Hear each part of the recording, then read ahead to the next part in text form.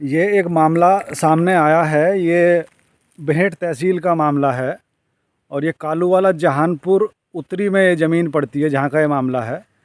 ये ज़मीन है यहाँ लगभग इस टाइम मौके पे दो जगह है। ये 144 बीघे ज़मीन मौके पे है और कुछ ज़मीन इस व्यक्ति की पहले भी थी करीब 50-60 बीघे, वो इसने बेच ली अभी पिछले 5-6 साल के अंदर अंदर।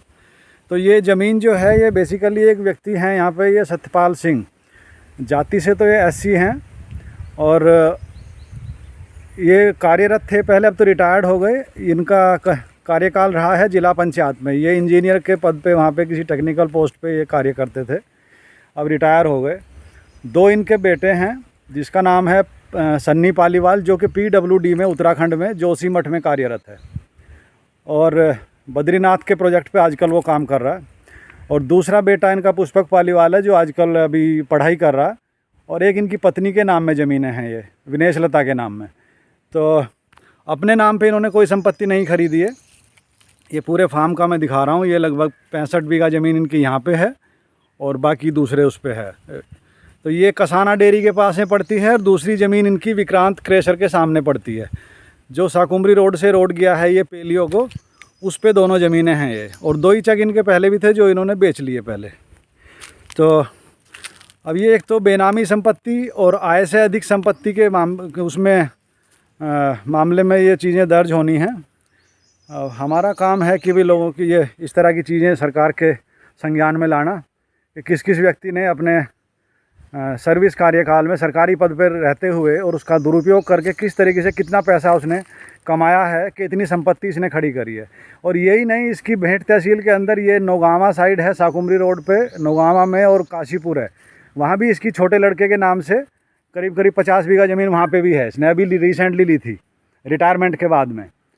और ये इसका जिला पंचायत में इसका कार्यकाल भी कुछ ये 10 सालों के 2008 से लेकर के, और जितना मायावती का कार्यकाल था पूरा उसमें इनकी पोस्टिंग भी यहीं पे थी, इसी एरिया में। उसी टाइम पे इन्होंने सारी संपत्ति खरीदी अपनी पत्नी अपने बच्चों के नाम पे। नाबालिग था एक लड़का तो उस टाइम पे उसके नाम कराई, संरक्षिका इसकी वाइफ रही, और बाकी बड़े बेटे के नाम पर है। तो अब इतना पैसा कहाँ से आदमी के पास आता है कि भाई 250-300 बीघे ज़मीन आदमी एक छोटे से सरकारी पद पे रह कर के इतनी संपत्ति खड़ी करे हो, तो ये पैसा आया कहाँ से? इसकी तो खैर जांच का विषय है। हमारा काम है इसको संज्ञान में लाना, राजस्व विभाग के और सरकार के, इनकम टैक्स डिपार्टमेंट या प्रवर्तन निदेशालय वो अपने आप इसकी खोज करेंगे कि भाई ये इतनी संपत्ति कहाँ से इसने अर्जित की है। और जितने भी इसके बैनामे हैं वो सारे हमने चेक किए थे, तो वो सारे कैश के बैनामे हैं, उनमें कोई बैंक ट्रांजैक्शन उन बैनामों में रजिस्ट्री में नहीं है इसकी।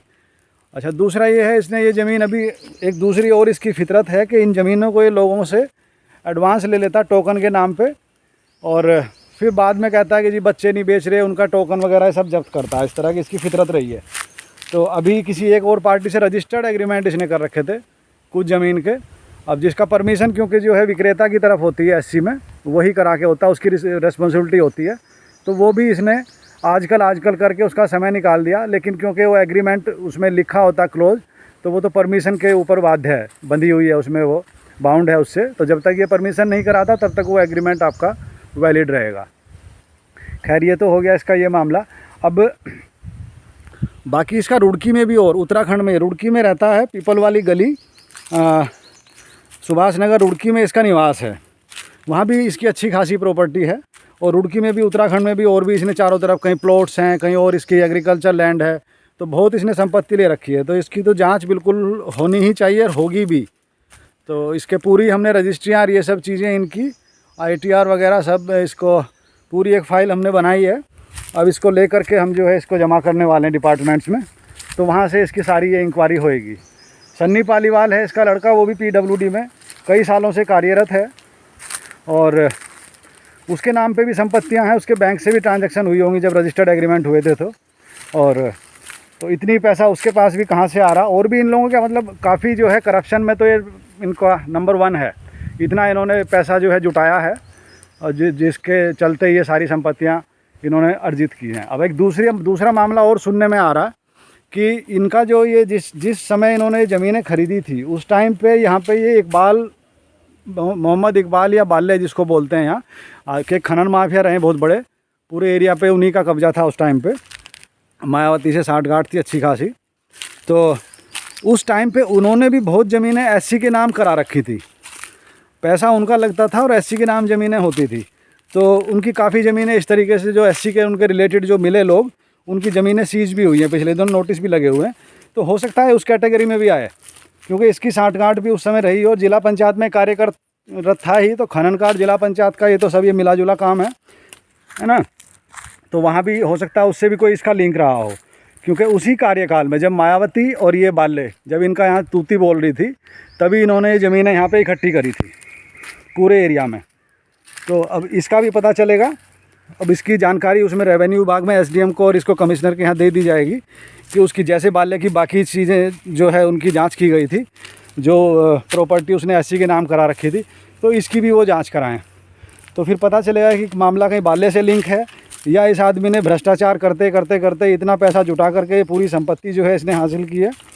अब जो भी है इसकी एक कॉपी उसको भी भेजेंगे इनके PWD डिपार्टमेंट को भी उत्तराखंड में, ताकि वो भी ध्यान रखें ऐसे अधिकारियों का, ऐसे कर्मचारियों का कि जिनका जो पास्ट है या जो हिस्ट्री है वो इस तरह की करप्टेड रही हो, जिनके फादर या इसके पेरेंट्स जो हैं इस तरह काम करते हों।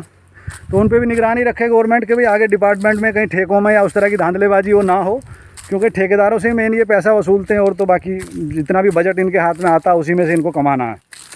तो अब लड़का भी नेचुरली कर ही रहा होगा इस काम को, तो अब इनकी जानकारी की जाएगी, उनके यहाँ भी भेजा जाएगा ये।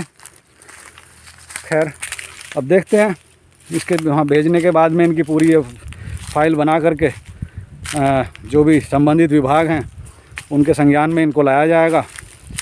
आगे जो कार्यवाही होगी उसको देखा जाएगा।